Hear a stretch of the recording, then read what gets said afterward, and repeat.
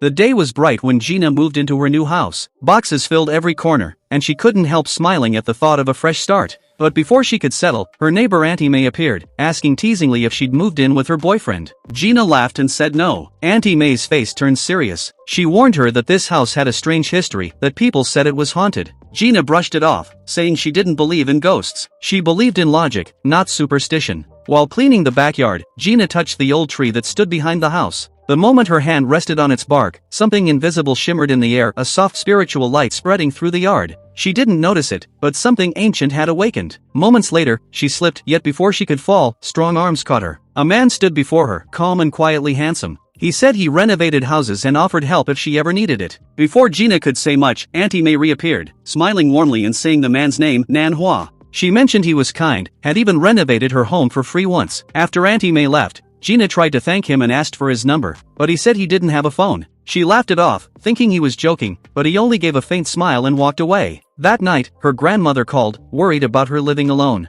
She told Gina to find someone to stay with her, just in case. Gina reassured her that everything was fine. Later, while looking for scissors, she saw them suddenly slide across the table and land near her feet. A chill ran through her, but she told herself it was just her imagination. After showering, a soft, unfamiliar fragrance filled the air, gentle, warm, and strangely comforting. It inspired her to sit by the table and draw. Her hand moved on its own as if guided by something unseen, sketching beautiful earrings she'd never imagined before.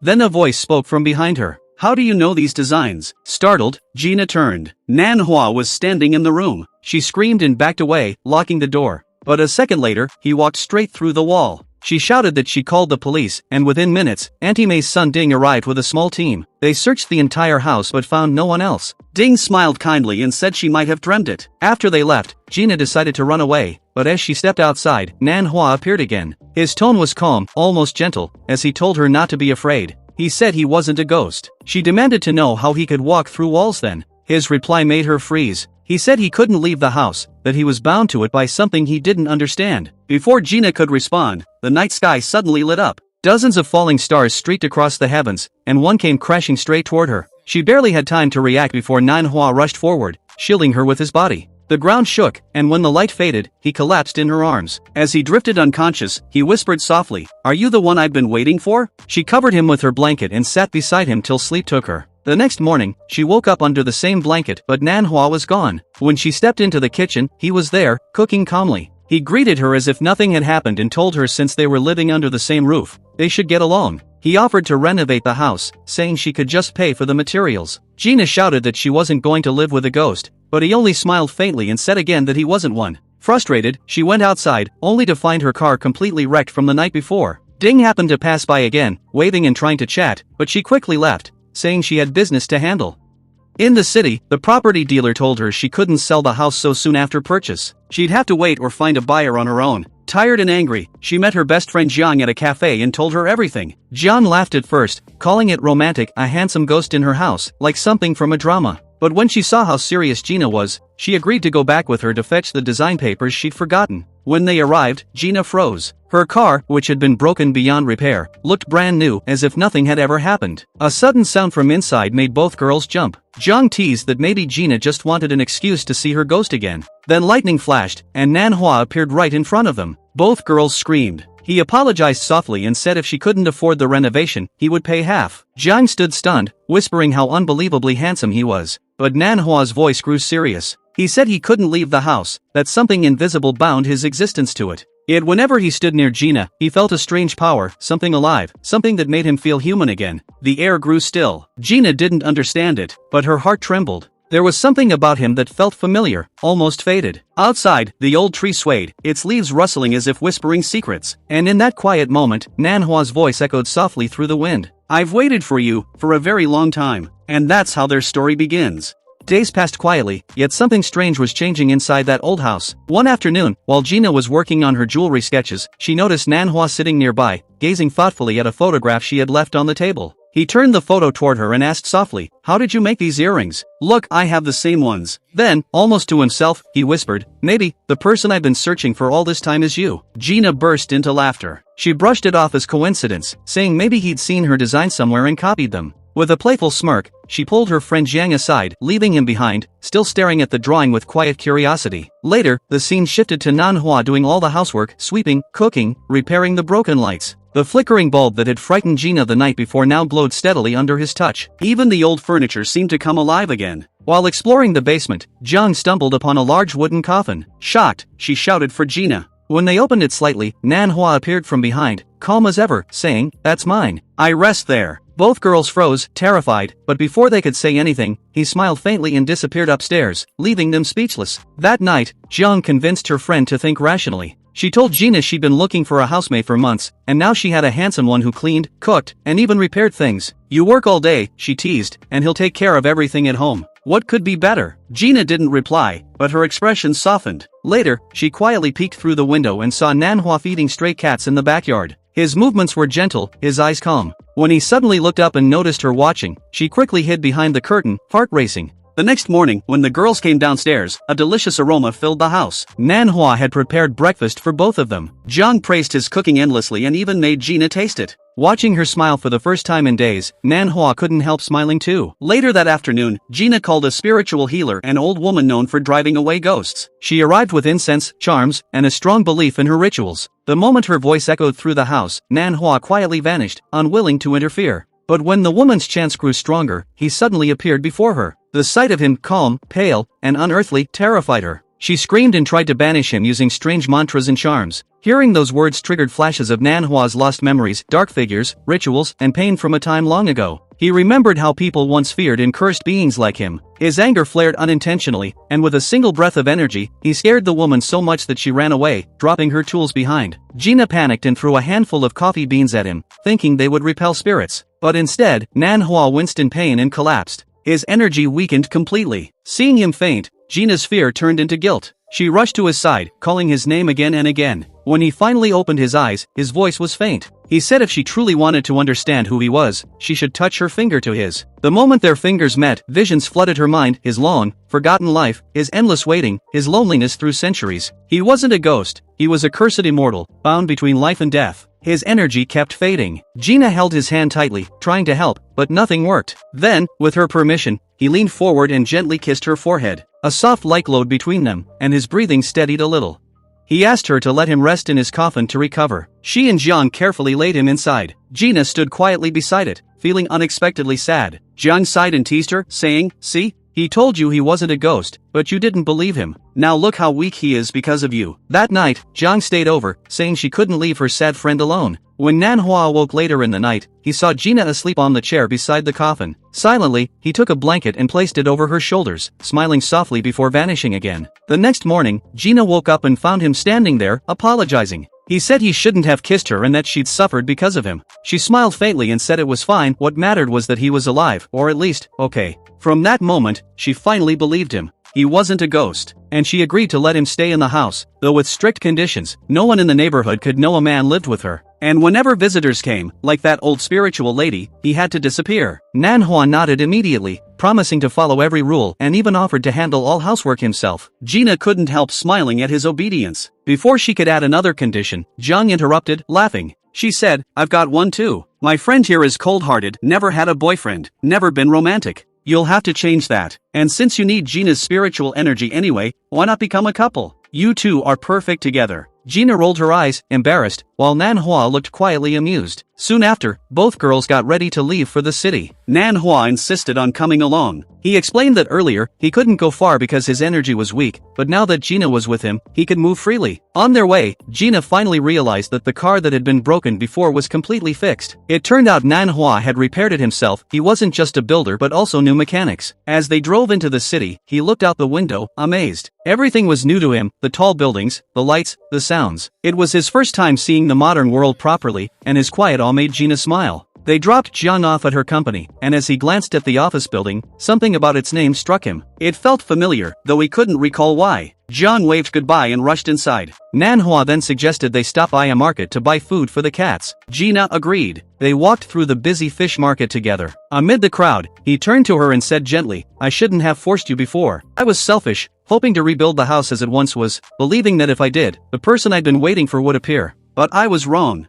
Gina softened, saying it was alright. When he asked about her family, she told him quietly about her parents' divorce, her lonely childhood, and how her grandmother had raised her. She tried to convince her grandma to move in with her, but the old woman always refused. Seeing her sadness, Nan Hua plucked a small flower and offered it to her. She smiled, her eyes brightening just a little. As they continued walking, he asked how she had decided to buy her own house. She told him everything in a flashback, how her landlady used to pressure her into blind dates, and one day, she met an arrogant old classmate who insulted her, saying she lived off her grandmother's money and didn't even own a house. That humiliation pushed her to take a loan and buy her own place. When they returned home later, they found several strangers waiting outside. They claimed their mother, the same spiritual lady, hadn't received her payment. Before Gina could explain, they grabbed her phone and smashed it to the ground. Ding! The young policeman next door noticed the commotion and rushed over. But before he could act, something extraordinary happened. Nan Hua's spirit suddenly merged into Gina's body. With his strength guiding her, she moved like lightning, knocking the men aside effortlessly. The goons fled in terror, shouting that the house was cursed. When it was over, Gina stood trembling, breathing heavily, unsure what had just happened. Ding looked stunned from afar, unaware that what he had just witnessed was the first sign of a deeper bond forming between the girl and the spirit tied to her heart. After those goons run away, the scene shifts. Nan Hua finally comes out of Gina's body, exhausted. Only Gina can see him, so from an outsider's view, it looks like she's talking to herself. Ding, standing nearby, is stunned. He keeps staring, thinking, who is she talking to? Is there really a ghost in her house? Gina ignores his confusion and goes straight inside. After everything that happened, she feels dirty and sweaty. She just wants to take a shower and relax. But suddenly she pauses at the bathroom door. She remembers that Nan Hua can pass through walls, and that thought makes her freeze for a second. She looks around suspiciously and calls out, "Hey, you're not coming anywhere near the bathroom, right?" From the other room, Nan Hua calmly replies, "Don't worry, I'm busy fixing something. You can go." Relieved, Gina immediately rushes inside. While sitting in the warm bathtub, she finally relaxes and slowly dozes off. But in her dream, she sees Nan Hua standing right beside her, gazing into her eyes. He leans closer, his face inches away, about to kiss her. Startled, Gina's eyes open wide, and she wakes up blushing furiously. "What the hell was that?" she whispers, her cheeks bright red. When she comes out, towel around her hair, the aroma of delicious food fills the air. Nan Hua, as usual, has already prepared dinner, perfectly served, warm, and neatly arranged. He looks at her gently and says, "Will you draw some more pictures for me? Maybe through them, I can recall more of my lost memories, just like the earrings you made before." He smiles faintly and adds, "If you do that, I'll fix your phone too." Gina laughs, shaking her head. "Is there anything in this world you don't know how to do?" He grins and starts tinkering with her broken phone while she takes out her sketchbook and begins drawing.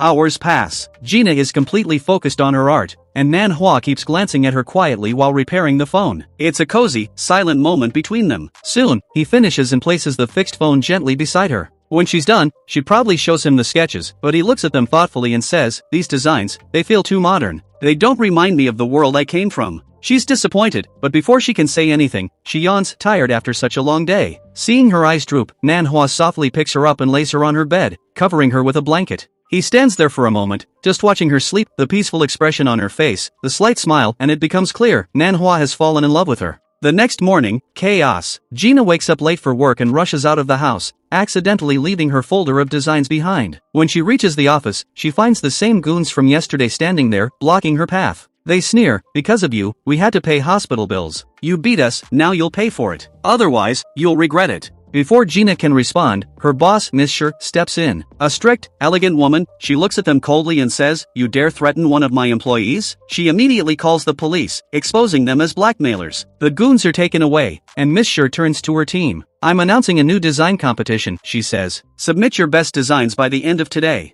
The one I choose will represent our company at the International Design Expo." Everyone is thrilled except Gina, who panics because she forgot her designs at home. Meanwhile, at home, Nan Hua notices the folder lying on the table. He gently picks it up and realizes Gina must have forgotten it. Without a second thought, he decides to take it to her. The only problem, he doesn't have any money for transport. So he begins to run, carrying the folder through crowded streets, under the hot sun. At the office, Gina's stress is growing. Miss Sher warns, "If you can't submit your designs today, you'll be disqualified." Just then, Nan Hua bursts in, panting and covered in sweat, holding the folder. Gina's eyes widen in shock and relief. "You came all the way here for me?" But Nan Hua barely manages a smile before collapsing. His spiritual energy has completely drained. She rushes to him and tries to heal him using her energy, placing her hand over his heart, whispering his name, but it's not working. Desperate, she kisses him gently, hoping it will transfer some warmth or life back to him. Still nothing. Then she intertwines her fingers with his, and finally, a soft golden light glows between their hands. Nan Hua opens his eyes, weak but alive. Later that evening, Nan Hua takes Gina to a quiet, scenic place outside the city, an old restaurant by the lake.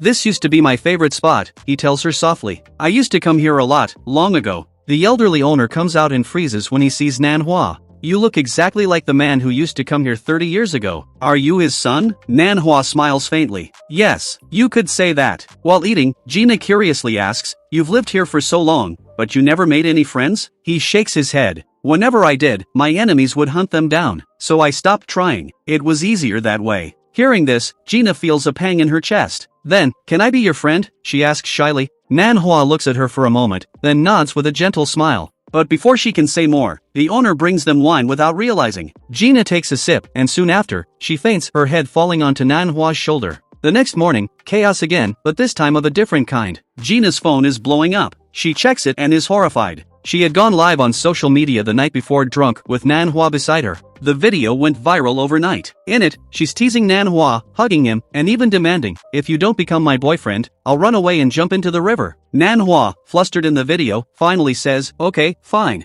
I'll be your boyfriend." Now, in the morning, Gina's face is red with embarrassment. "My God, what did I do?" she mutters, covering her face. Nan Hua, however, takes it seriously. He looks at her and says earnestly, "If you want to be my girlfriend, I don't mind. I'd be happy, actually." Gina immediately waves her hands. "No, I was drunk. That was a joke. I didn't mean it." Meanwhile, Ding, the same man who suspected something supernatural, watches the viral video too. When he sees Nan Hua's face, he freezes. "Wait, I've seen this man before, but he can't remember where." Back at home, Gina's grandmother calls her. She's seen the video too and cheerfully says, "So, when are you bringing your boyfriend to meet me?" Gina panics and makes excuses. "He's busy. I'm busy. We'll come later, I promise." Moments later, Ding himself arrives at Gina's door, insisting, "I want to meet this man. Please introduce me." Gina awkwardly lies again, "He's not home right now." When she later confronts Nan Hua about it, she asks, "Did you do something bad in the past? Why is Ding so curious about you?" Nan Hua frowns, "No, I haven't done anything wrong. I don't understand why he's asking about me either." Just then, her best friend Jiang bursts in, excited. "My God, you really did it. You got a boyfriend, and he's handsome too." Gina protests, "No, I was drunk. That video was an accident." But Jiang just laughs, ignoring her denial. Then Jiang suddenly gets an idea. "Nan Hua, I have a modeling job. Would you like to be a model? You'll get paid." Nan Hua smiles, "If it helps, why not?" The next day, they go to the studio, and it turns out to be Gina's workplace again. Now everyone knows he's her boyfriend. The staff teasingly tells her, "Go help your boyfriend get dressed." Nan Hua blushes. "There are so many girls outside. I can't." So the director clears the room, leaving only Gina inside. She styles his hair, adjusts his clothes, their eyes meet several times, and both start blushing. After the photo shoot, Nan Hua takes all his earnings and gives them to her, saying, "Use it. You need it more than me." The other girls watching whisper, "Her boyfriend is so sweet." When they return home, Grandma is waiting at the door. She looks at Nan Hua and smiles warmly. "So you're my granddaughter's boyfriend?" Nan Hua stiffens in shock. How can she see me? No one other than Gina has been able to see him unless he allows it.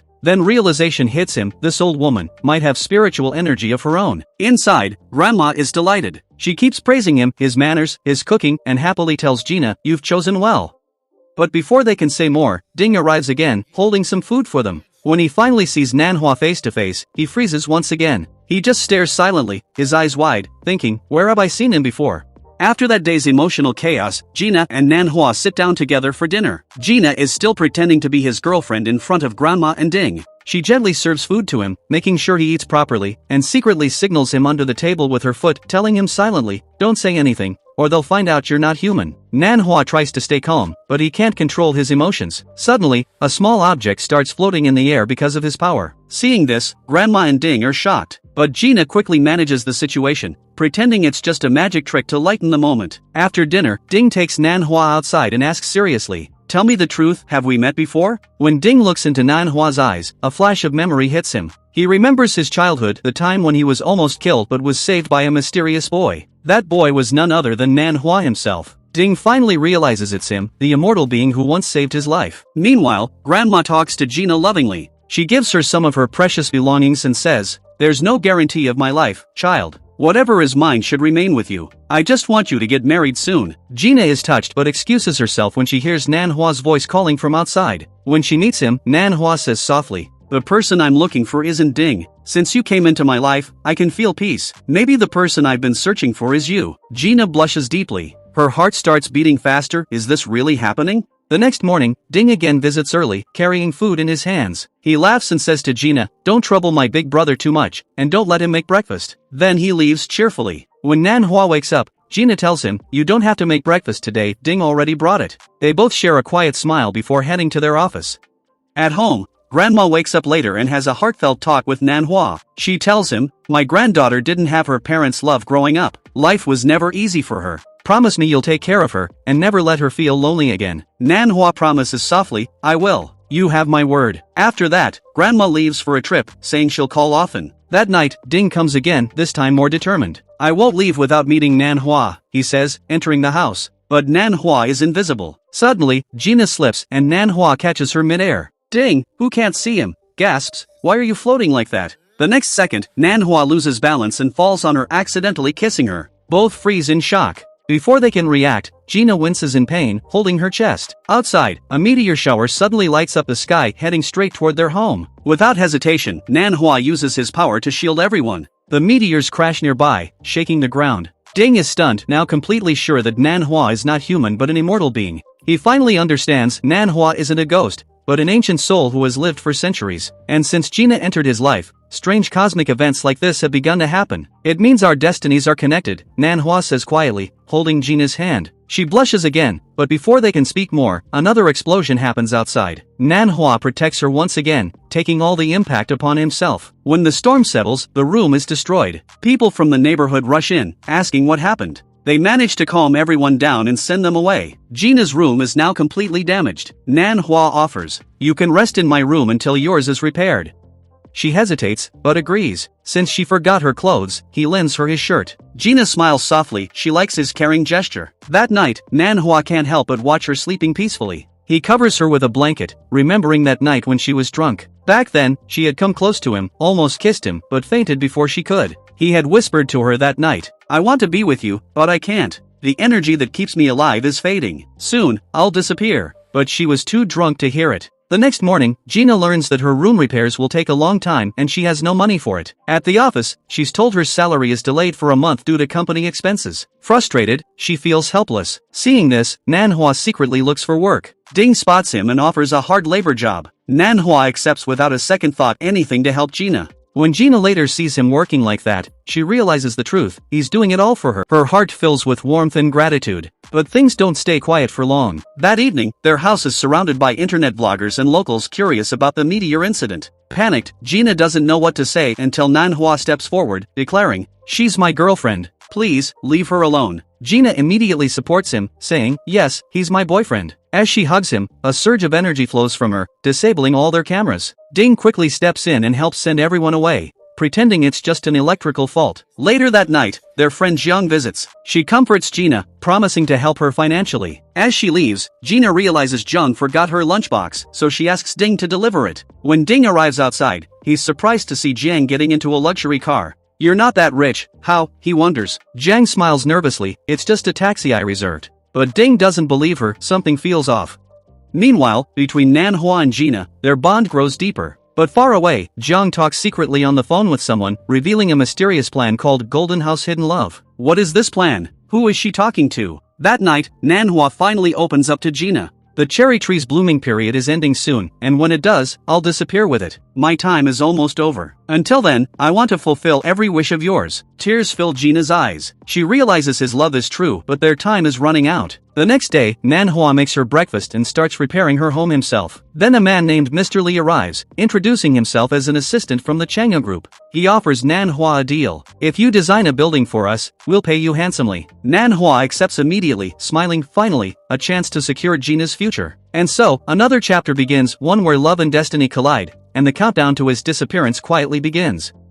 Ding was still suspicious. Ever since he met Nanhua, something about him felt strangely familiar. He couldn't get that feeling out of his head. One evening, he finally said, "Why does this person seem familiar to me?" Nanhua sighed lightly and replied, "You always say that, Ding. Every time you meet someone, you claim they look familiar. Don't overthink it." But Ding wasn't convinced. He stared at him for a while and then smirked. "You know what, I think you've fallen for Gina. Nan Hua froze for a moment, avoiding eye contact. Ding laughed loudly, teasing him further. You've been alive for so long, tell me honestly, have you ever had a romantic relationship before? Nan Hua simply shook his head. No, I've never experienced that. Ding grinned and patted his shoulder. Then don't worry, brother. I'll teach you everything about romance. From today, I'm your love mentor. Before Nan Hua could protest, Ding switched on the TV and started showing him a romantic movie. But poor Nan Hua had no interest in such things. He quickly grabbed the remote and threw Ding out of the house. Just then, Gina came downstairs. They both sat together for dinner. But thanks to that romantic movie, Nan Hua's thoughts kept drifting. Every time he looked at Gina, his heartbeat quickened. He found her beautiful radiant under the warm light and couldn't control his feelings.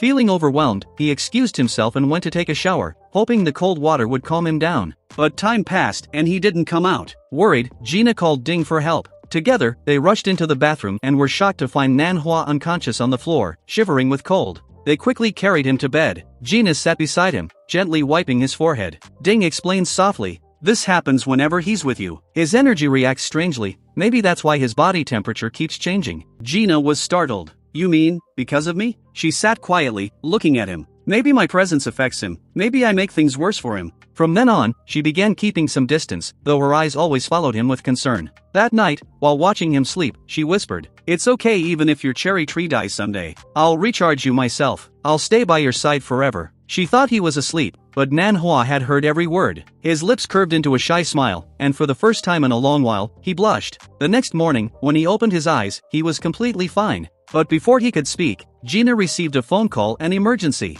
Her face turned pale as she heard the news. Grandma's health had suddenly worsened. Without wasting a moment, she packed her things and rushed to the hospital. Nan Hua stopped her, saying, "I'll come too. After all, your grandma is my grandma as well." They reached the hospital, where Grandma was lying weak and pale. Gina broke down beside her, tears streaming down her face. "I lost my parents before. I can't lose Grandma too. Please, not her." Nan Hua tried to console her, arranging everything and staying by her side. He even prepared a small bed in the hospital so she could rest. Late at night, Grandma opened her eyes. Her frail voice trembled as she said, "I only have one wish left. I want to see Gina married before I go." Hearing this, Gina looked at her through tears, while Nan Hua stayed silent. The next morning, Grandma's condition worsened. The doctor warned, "She doesn't have much time left. You can fulfill her last wishes while she's still conscious." Ding, who had brought some of their luggage, also came to visit after hearing about Grandma's illness. Seeing Nan Hua, Grandma smiled faintly and said, "You're a good man. Will you marry my granddaughter and make her happy?"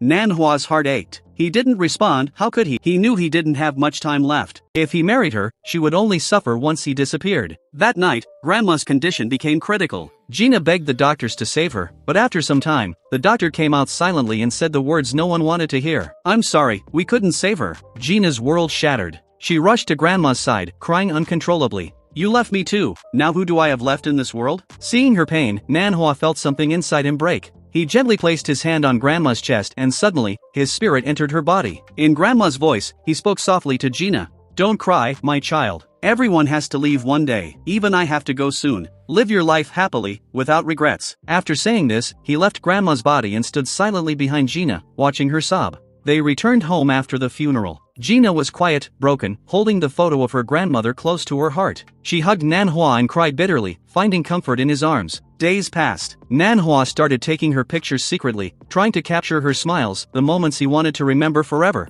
But when she noticed, she laughed softly. "Then you should take a picture with me too." As they stood close, he said gently, "Remember what you told me, that you'll recharge me all your life?" He smiled faintly and continued, "I just want to confirm something. Are you the same girl I've been waiting for all this time?" Before she could respond, Ding arrived. Nan Hua's energy suddenly weakened, his body trembling, his glow fading. He was too far from the cherry tree. Gina panicked and tried to help him recharge, but it didn't work. He held her hand and said weakly, "Go take care of Grandma's funeral arrangements. I'll be fine. I just need some time."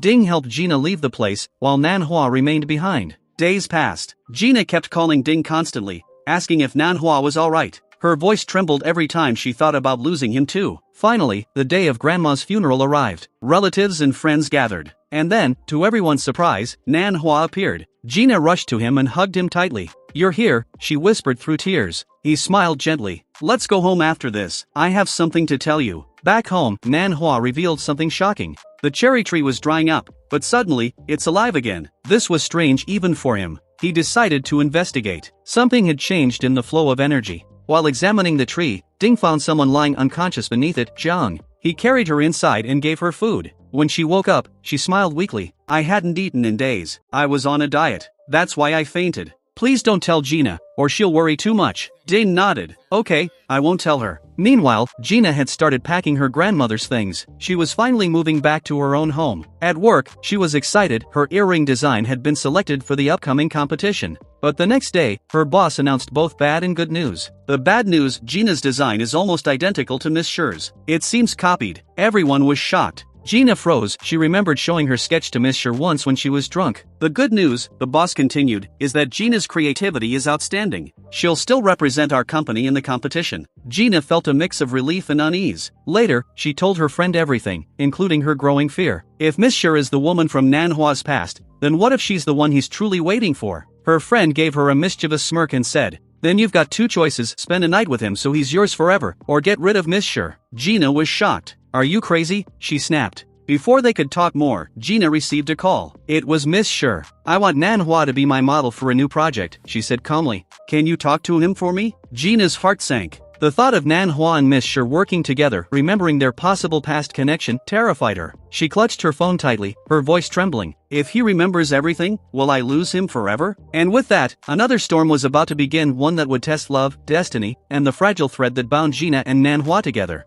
If Nanhua ever regains the memories of his past, then he'll vanish from Gina's life forever. And that's something she can't allow, not now, not when her heart beats only for him. But fate has its own plans. Nanhua, on the other hand, is happier than ever. For the first time, he feels human again, laughing, planning, dreaming. He's even made a list of things he wants to do for Gina. That morning, he gives a small box to Ding. Inside are a pair of beautiful, handmade earrings. Sell these, Nanhua says softly, and give me the money. I just want to fulfill Gina's wishes with it. Ding nods with admiration. His brother may not be human, but his heart surely is. Meanwhile, Gina's friend notices her overthinking and advises, stop worrying so much. If destiny has tied you both, you'll know soon enough. For now, let him take that modeling job, it'll be good for him. Gina hesitates for a moment, but then agrees. She immediately calls Nanhua, telling him to come to her company for the modeling opportunity. Nanhua, overjoyed, smiles widely. Finally, I'll have a proper job, he says, looking excited like a child. When he reaches the company, Gina greets him warmly. The staff and models there can't take their eyes off him. He's effortlessly charming, a man too perfect to be real. He becomes her model officially. The other girls can't help but feel jealous. Not only is he breathtakingly handsome, but he's also deeply in love with Gina. During a shoot, one of the models intentionally tries to trip him, but Nanhua senses her move instantly. Before she even touches him, he uses his power subtly, entering her body for a moment and controlling her actions, preventing a scene. Everyone is left stunned at how smoothly he handled the situation. Gina's boss, Miss Sher, observes him closely, thinking, there's definitely something special about this man. Later, Miss Sher shows Nanhua her new jewelry designs. As soon as he looks at them, he freezes. Each piece, every shape, every gem looks familiar. He remembers faint flashes of his past, giving these exact designs to a girl centuries ago. A girl who had promised to come back, but never did. He whispers to himself, if Miss Sher designed these, does that mean she's the one I've been waiting for all this time? Confusion fills his mind. He doesn't speak to Gina that evening and leaves the office quietly. Hours pass. It's midnight, and Gina hasn't come home yet. Nanhua paces back and forth, anxious. Meanwhile, Gina has decided to stay overnight at her office, quietly crying to herself. Maybe I was never the girl he was waiting for, she whispers. Maybe now, he'll choose Miss Sher. Just then, her phone rings. It's Nanhua. His voice is gentle but full of concern. How long do you want me to wait for you to come home? He says softly. I had extra work. I'll stay here tonight, she lies, wiping her tears. Elsewhere, Miss Sher replays the footage of the day's incident, the model falling, the strange flash in Nanhua's eyes, and realizes something shocking. This man, he's not ordinary, she mutters, suspicion gleaming in her eyes. The next day, she confronts Gina at the company. Tell me the truth, who exactly is Nanhua? Gina, cornered, tells her everything, how Nanhua isn't human, how he saved her, how their fates intertwined. And then she adds quietly, maybe, you're the girl he's been waiting for. Miss Sher says nothing, but her expression hardens. Later that day, she arrives at Nanhua's house, alone. What happens between them remains unseen. The story hides the night's truth behind silence. The next morning, Nanhua visits Gina at her office and asks her out. He takes her hand, and they go walking by the beach, the sunset painting the sky gold. As night falls, they sit together by the waves. Nanhua speaks softly. Do you know? Miss Sher met me today. She said, it's time to let go of the past and move forward. He smiles faintly. She told me to confess my love to the person I truly care about. And you know what? She's right. He looks into Gina's eyes. No matter who that girl from my past was, she doesn't matter anymore. Only you do. Overwhelmed with emotion, Gina hugs him tightly. He smiles, whispering, "Let's go on a proper date tomorrow." The next evening, as they return home laughing, an unexpected guest awaits them, Ding's mother. Furious, she storms inside. "Gina, why does my son come to your house every day? You already have a boyfriend, don't you? He hasn't gone to work for days because of you." Gina is stunned. "Auntie, I don't know what you mean. He doesn't come here to meet me." Before the situation worsens, Nan Hua steps forward calmly. "Auntie, he comes here to meet me. He's helping me look for a job. I'll be paying him monthly for his help." The anger on her face melts into relief. "That's good then. My son is finally doing something useful." After she leaves, Ding hugs Nan Hua, smiling. "Thank you, brother. You always protect everyone." That night, Nan Hua surprises Gina by taking her to her room, completely redecorated by him, glowing softly with candles and flowers. She's speechless, smiling through tears. That night, she can't sleep without him. She promises herself, "Tomorrow, I'll bring him to my room no matter what." The next day, Nan Hua lovingly packs lunch for her before she leaves. "I'll be waiting for you," he says.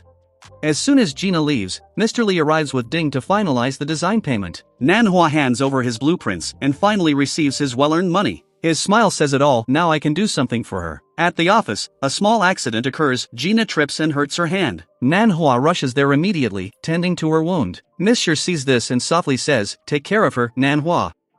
But danger isn't done yet. While driving home that night, Gina suddenly realizes her car brakes aren't working. Her heart races, but before disaster strikes, Nan Hua appears and stops the car with his powers. Someone had tampered with the brakes deliberately. But who? Later that night, as Gina applies medicine on his hand, Nan Hua says quietly, "Tomorrow, I'll come to your office. I'll stay with you all the time. I don't want anyone hurting you because of me. And whoever did this, I'll find them." Their faces come close, hearts racing, but they stop just before a kiss. Nan Hua chuckles, "I'm old-fashioned, but I'll try to change. Now sleep, we've got a long day ahead." He sleeps on the floor, leaving Gina smiling softly at his innocence. Meanwhile, somewhere else, Monsieur visits her stepmother. Their relationship is filled with hatred. She leaves the house muttering, "You've controlled me long enough. Now it's my turn." A dark plan brews in her mind. At the same time, Mr. Lee meets a mysterious lady, a powerful boss. "I did exactly what you ordered," he says. The lady smirks. "Good. Now everything will fall into place." A new conspiracy is in motion, one neither Nan Hua nor Gina suspects. The next morning, Gina helps Nan Hua get ready for work. Whispering softly, she says, "You look so handsome."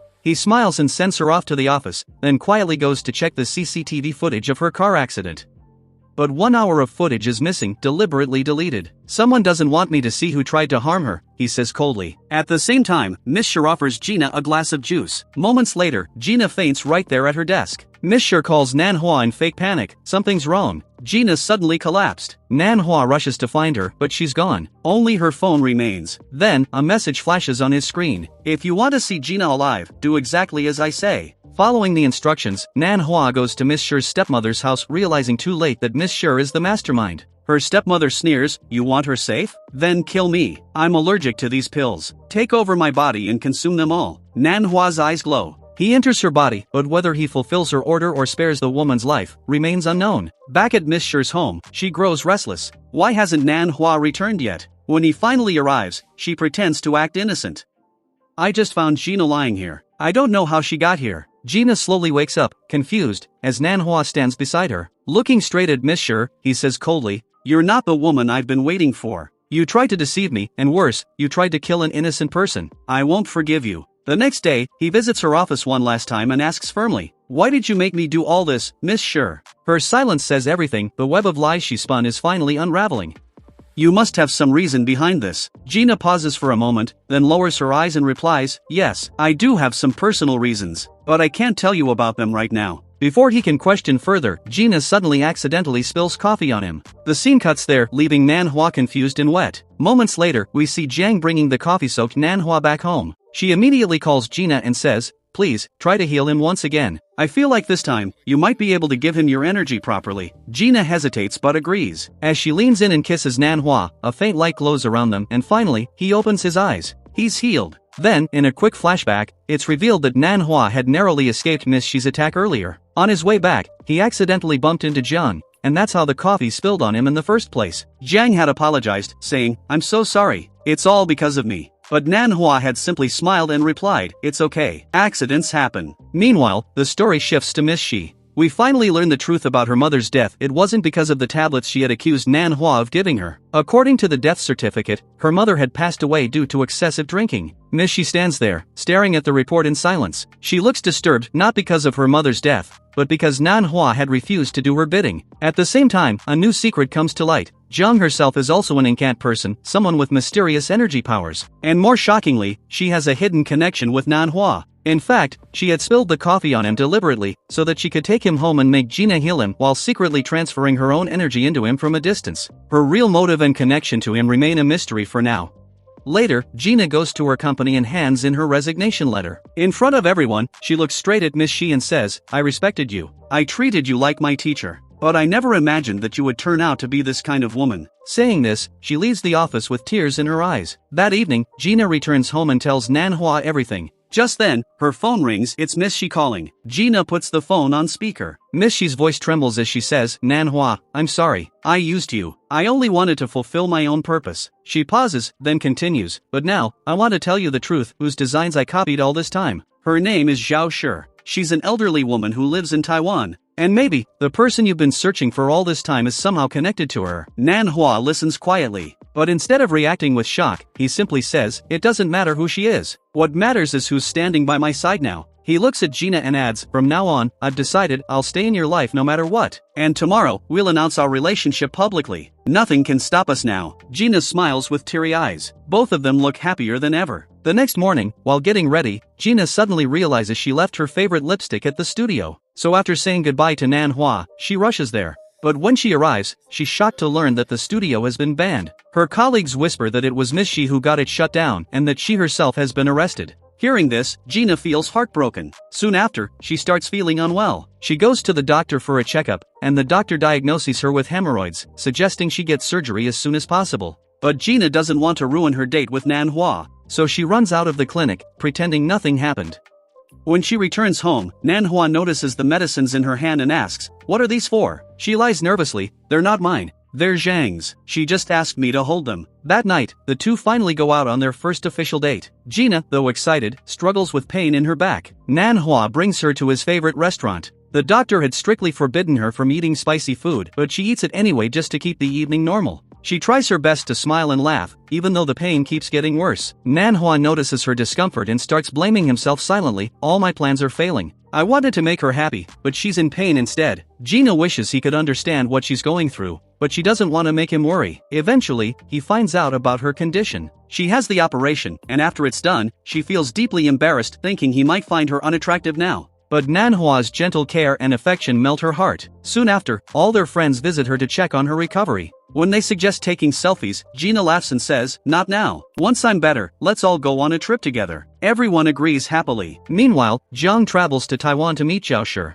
When she arrives, Zhao Shi looks at her and says calmly, "This time, it's your turn to play your role in front of Nan Hua. Be ready." Back home, an unexpected visitor arrives, a man named Mr. Ling, the original owner of the house Nan Hua and Gina live in. He explains, "My mother is gravely ill. Her last wish is to spend her remaining days in this house." But Nan Hua refuses politely, saying, "I'm sorry, but we can't leave. Even if you offer double the price, this is our home now." Mr. Ling leaves looking disappointed. That night, Gina steps out after a bath and tries to seduce Nan Hua, wanting to take their relationship to the next level. But Nan Hua gently stops her and says, "No, I won't do anything like that until we're married." Gina smiles shyly and agrees, "Okay, I'll do exactly as you wish." Later, it's revealed that Nan Hua is secretly planning something with Ding. He's buying a studio for Gina, to help her chase her dream of becoming a designer. He plans to surprise her soon. The next day, their friends come over, and they all decide to go on a beach trip. On the beach, Nan Hua takes extra care of Gina. They laugh, play games, and enjoy together. At one point, their friends tease him to kiss her, but instead, he kisses her forehead. Gina gets a little upset, but he apologizes sweetly and takes her hand, saying, "Come, I want to show you something." He leads her to a brand new studio. Gina looks around in surprise and joy. Then Nan Hua kneels down and proposes to her for marriage. His proposal is unique, heartfelt, and full of love. Gina bursts into happy tears, and the two finally kiss. But before the moment turns romantic, Nan Hua suddenly collapses. Gina screams in panic. It turns out he had gone too far away from the cherry tree, the source of his life force. The next day, feeling embarrassed, he avoids Gina. She laughs gently and says, "It's okay. These things happen." You like me, and I like you, that's all that matters. Just as he leans forward to kiss her again, Ding suddenly interrupts them from behind. Meanwhile, those antique earrings, yes, the same ones linked to Gina's drawing, are purchased by none other than Mr. Ling. He pays for them and tells Ding, my grandmother wants to see Nanhua before she dies. Ever since she heard his name, it's been her last wish. Please, won't you fulfill it? Nanhua remains silent. He doesn't want to go. Later that night, their group watches a horror movie together. Nanhua gets scared easily, and Gina holds his hand, laughing. During their conversation afterward, she says gently, don't you think you should go to Taiwan once and meet Zhao Shi? She might not live much longer. It feels wrong to ignore her last wish. Nanhua sighs and says, alright, if you want me to go, then I'll go. The next day, they travel with Mr. Ling to meet his grandmother in Taiwan. When the old woman sees Nanhua, she becomes emotional and says, I've waited so long for you to come. After meeting her, Nanhua steps outside and tells Gina, I didn't recognize her. I don't feel any connection with her, but I did remember something. Someone once gave me their immortality. He pauses and adds, and my real name isn't Nanhua, it's Li Chen.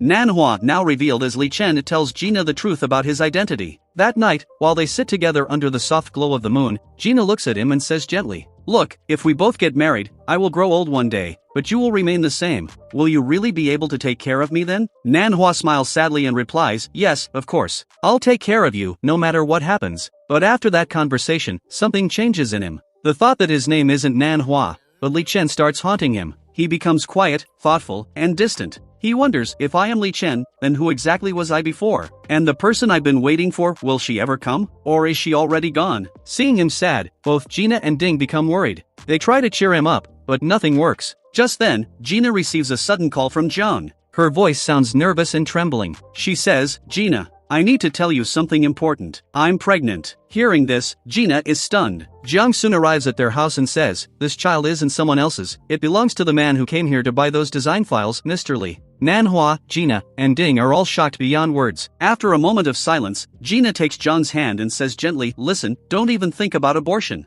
We'll take care of the child together, okay? You're not alone in this. Then Gina tells her everything about Zhao Shi, the old woman from Taiwan. But Jiang pretends as if she knows nothing about her. Her face stays calm, though her eyes show that she's hiding something. Later that night, Gina walks out to the balcony and sees Nanhua sitting alone, lost in thought. He says quietly, I've decided. I'm going back to my motherland. Will you come with me? Without hesitation, she smiles and says, of course. Wherever you go, I'll go with you.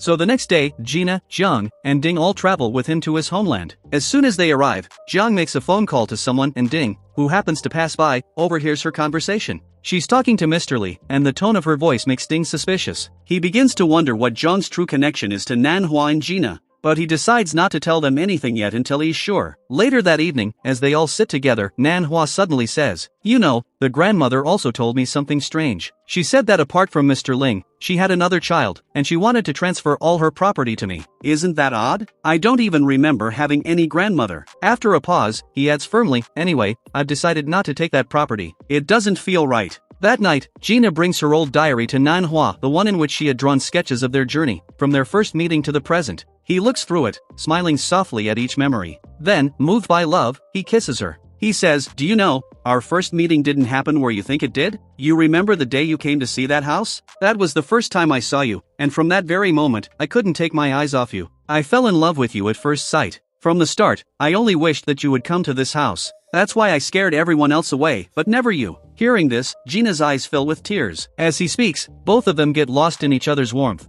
and their love deepens once again. Meanwhile, far away, Mr. Ling is burning with anger. How could Grandma think of giving all our property to that stranger? He shouts. Enraged, he makes a dark decision. He has learned that Nanhua's life is bound to the cherry tree in their backyard, and now he plans to destroy it.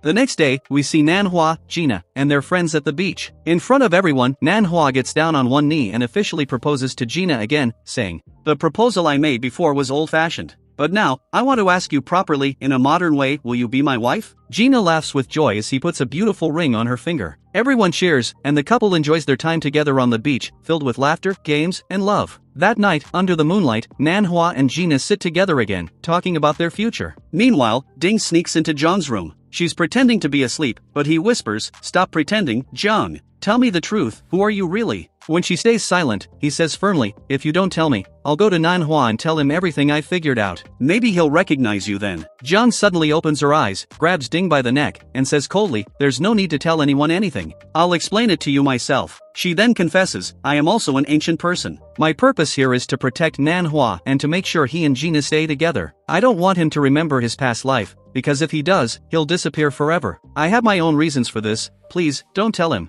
Ding, catching his breath, nods. "All right, I won't tell anyone as long as you don't harm them." Jiang releases him and whispers, "That's a promise." But things take a dark turn. Suddenly, Nanhua's health starts worsening again. No matter how hard Gina and Jiang try to heal him, nothing works. Then, Ding receives a call from his mother. Her voice trembles as she says, "Ding, if Gina is with you, tell her someone has destroyed the cherry tree in your backyard." Everyone freezes. That's the reason Nanhua's health is collapsing. His life force was tied to that tree. They all rush home immediately and try desperately to save what's left of the tree, but it's too late. The roots are burnt beyond recovery. Nanhua's condition worsens with every passing hour. Gina breaks down, crying, "Who could do this?" They soon find out that a group of boys had done it under orders. Gina and Ding confront them furiously, demanding, "Tell us the truth, who asked you to burn that tree?" The boys tremble and say, "A man named Mr. Ling from Taiwan told us to do it. Otherwise, we never would have dared." Gina is shattered. She clutches Nanhua's hand and sobs, "If he leaves me now, I won't survive either." That night, Nanhua weakly opens his eyes and says, "Gina, let's get married. I don't know how much time I have left, but I want to spend every moment with you." They tell Ding and Jiang about the plan, and everyone immediately begins preparing for the wedding. Gina designs her own wedding dress, and when Jiang sees it, she's struck speechless. How could she create the exact same design from the past? Jiang realizes that Nanhua's fate is and always has been tied only to Gina. No matter what happens, destiny always brings them back together. On the wedding day, Gina walks in wearing her dress, looking breathtaking. Nanhua can't take his eyes off her. Suddenly, flashes of memories return, memories from his past life. He remembers the woman who once gave up her immortality for him, and that woman was Gina herself. He finally understands everything. As they stand before each other, ready to exchange rings, he smiles softly and says, "So it was always you." But just then, his eyes fall on Jiang. He recognizes her instantly and calls her by her real ancient name. Jiang's eyes widen, he's remembered everything. Ding watches, tears in his eyes, thinking, at least they got to be together, even if only for a little while. As Gina lifts the ring to place it on his finger, Nanhua's body starts to fade. His hands turn transparent, shimmering like dust in the air. Gina gasps, No, please don't leave me." Tears stream down her face as she grabs his hand, but it slips away. Nanhua smiles faintly, his voice soft and fading, "I will always be with you, no matter where I go." And with that, he disappears completely. Gina falls to her knees, clutching the ring and crying uncontrollably as petals from the cherry tree swirl through the air, signs that his soul has returned to where it once began. Time had passed, seasons had come and gone. The once lively neighborhood was now quiet, and among the silence, an old woman sat by her window, gazing at the fading petals of a withered cherry tree. That woman was Jiang. Her hair had turned white, her hands trembled, and her eyes carried years of stories, some of love, some of regret. The cherry tree, once glowing with divine light, was now nothing but dry bark and broken roots. Its magic was dying, and with it, Jiang's immortality was ending too. Mr. Li stood beside her, his voice gentle. Jiang looked at him, smiled faintly, and said softly, "I have only one wish left. Before I go, I want to meet Gina. Just once. Please, will you call her?" Mr. Li nodded and called Gina. His tone was heavy as he told her the truth, a truth that had been buried for centuries. He revealed that long before Gina's time, there had been two immortals, Jing Xian and Li Chen. They lived as brother and sister under the protection of the sacred cherry tree, the source of their eternal life. But one day, a mysterious immortal woman entered their world, a girl whose beauty and warmth stole Li Chen's heart completely. Li Chen fell deeply in love, and Jing Xian's heart filled with jealousy. She couldn't bear to lose her brother's affection, so in a moment of rage and envy, she tried to harm that girl. But fate punished her cruelly. The immortal girl transferred her divine power, her immortality, into Li Chen, saving Jing Xian's life but vanishing forever. From that day, guilt devoured Jing Xian's soul, and Li Chen, broken and lost, forgot everything. His memories shattered. He forgot Jing Xian, forgot the girl he loved, forgot his past. He wandered alone, believing he was someone else, Nanhua waiting endlessly for a lady he could no longer remember. Years turned into centuries. Jing Xian, who later lived among humans under the name Jiang, carried her regret like a shadow. She lived quietly, bored of her endless life, haunted by the memory of her brother. When Gina appeared, Jiang saw in her the same spark, the same soul as the immortal girl her brother once loved. That's why she befriended her, and even introduced her to Nanhua, hoping that somehow fate would reunite them. Jiang had used Lady Zhaoshi's help to transfer her entire property to Nanhua's name, ensuring that when the time came, everything she had would return to him. But now, the sacred cherry tree had died, its roots decayed, its divine power gone. Without it, Zhang's immortality could no longer last. She wanted to see Gina one last time. When Gina arrived, she saw Jiang lying on her bed, her face pale but peaceful. Jiang smiled weakly and whispered, "I wanted to tell you everything, but I couldn't. Please, forgive me." Her breathing slowed, her eyes softened, and as tears rolled down her cheeks, she whispered Gina's name one last time. Then, silence. Jiang's eyes closed forever. Gina sat frozen, tears falling down her face as she whispered through trembling lips, "One by one, everyone is leaving me. Now what will happen to me?"